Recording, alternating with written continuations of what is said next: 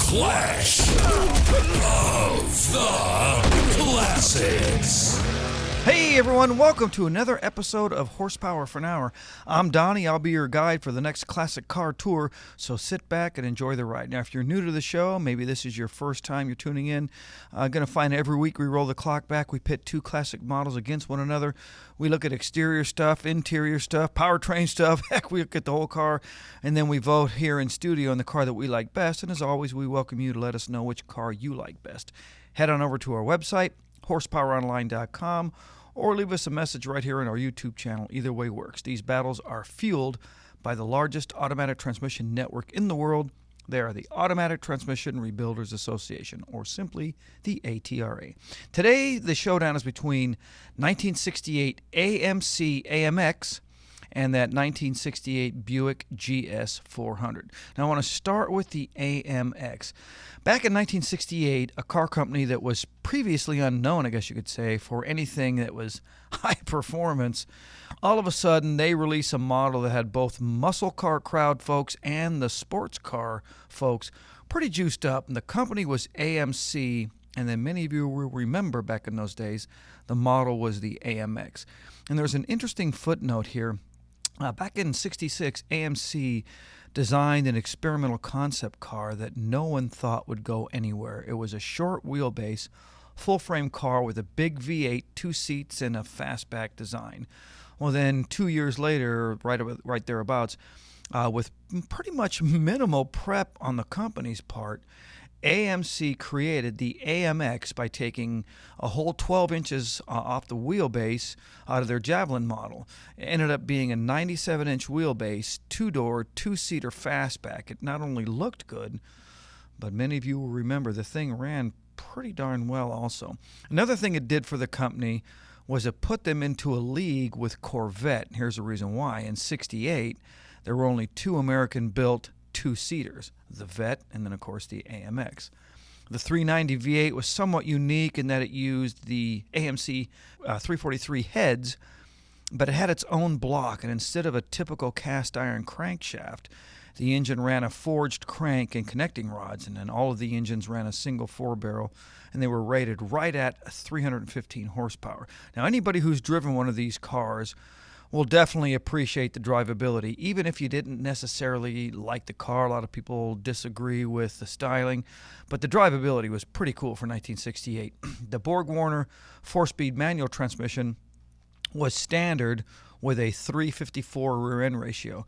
Now, underneath was a heavy-duty suspension, and that might sound, I'm sure a lot of people out there are laughing, but for 1968, the suspension was beefy. 14-inch tires, a big front stabilizer bar, pretty cool pair of trailing arms out back. And the reason I mention the trailing arms is because I really like how the engineers mounted them. And not only did they act as a stabilizer to keep the rear diff housing kind of squared in the frame, but they also acted like traction bars, and then during hard acceleration, they handled the rear axle wheel hop pretty well, much like the first generation Camaro 67 and 68 had pretty much the same kind of a thing, where they experienced a lot of wheel hop, so they kind of redesigned where the traction bar is attached. Did a good job, but definitely a cool design. Kudos to the AMC engineers. Ultimately, the car was discontinued because of dwindling sales, but in 1968, there's no doubt it was cool. 0 to 60 in 6.6 seconds. This car would skirt through the quarter mile at about 14 seconds at 101 miles an hour. AMC built, I think it was about 4,500 of them. I might be wrong on my total number, but it was somewhere in that general area, 4,500, maybe 5,000 of these cars in 1968. They originally sold for $3,900. Today, check this out, a well-kept model can get upwards of $80,000. Pretty unbelievable for this car, but again, it all depends on what two guys you have in the room and who are bidding on it, but definitely has increased in value. And before I go any further, I want to talk about the largest automatic transmission network on the planet. They are the Automatic Transmission Rebuilders Association. The ATRA makes our Clash of the Classics possible.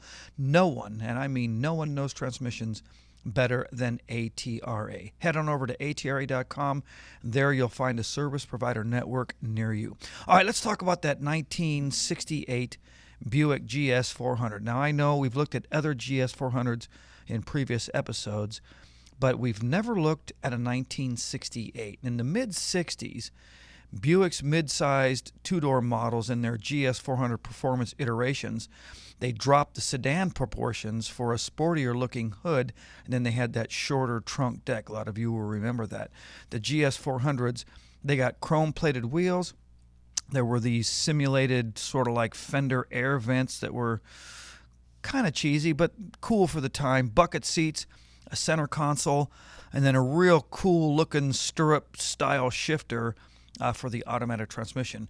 But here's the thing. Curiously, at least for me, the 67 looked, and again, this is my opinion, a lot sportier than the 68.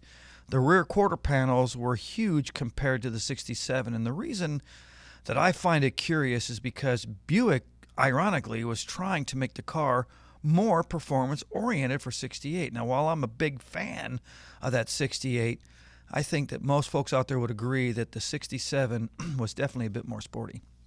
But anyway, despite the car losing 3 inches of wheelbase and about 4.5 inches of overall length, it weighed slightly more, and in fact, it was about 200 pounds heavier than the previous year. And that wasn't the best news for acceleration, since the powertrain was exactly the same as the 1967 model year.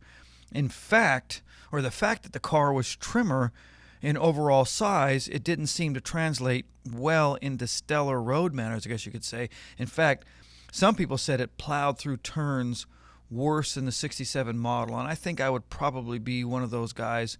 I've driven both of these cars. I've had the I guess the privilege or the benefit of driving both of them, and I did like the 67 better. Finally, the dashboard had sort of, I guess, a ho-hum horizontal sweep speedometer, and then there were these idiot lights that kind of flanked the speedo needle just behind it. But hey, the public seemed to like it anyway. Sales continued to do well. Buick sold about 11,000 of them in 68 compared to about 2,200 the year before. So they definitely had an increase in sales. And then to GM's credit, they kept the price pretty modest. I mean, the build quality was pretty good. Most importantly, it seemed like marketing did their job of maintaining the upscale sort of image. One attaboy they got back in the spring of 68 was Car Life magazine released an article describing the car as, and this is a quote, the most luxurious of the lot, yet it takes a backseat to none in terms of performance. So quite an endorsement from Car Life magazine. But the 400 cubic inch V8 was rated at 340 horsepower, but it also had an impressive 440 pound-feet of torque. That's pretty impressive. From 0 to 60, it was definitely a mover at about 6 seconds. The transmission options were either a 4-speed manual or that Turbo 400 competition automatic. Now, there was a dealer-installed option available for those who wanted more, and it included a hotter camshaft, 11-to-1 compression. They ran stiffer valve springs, and then there was an updated hydraulic calibration for the transmission. Buick called it the Stage 1 Special Package. Quarter-mile time was about 15 seconds, 0 to 60 in about 6 seconds. Original MSRP was $4,100, so the next question I have is, which car do you folks like, and then why? Drop us a note right here on our YouTube channel. Let us know which car you like. Today's Clash of the Classics made possible by the largest automatic transmission network in the world. They are the Automatic Transmission Rebuilders Association. Next time your car's having a transmission problem, head on over to atra.com. There you're going to find an authorized transmission service provider near you. See you next week, everyone.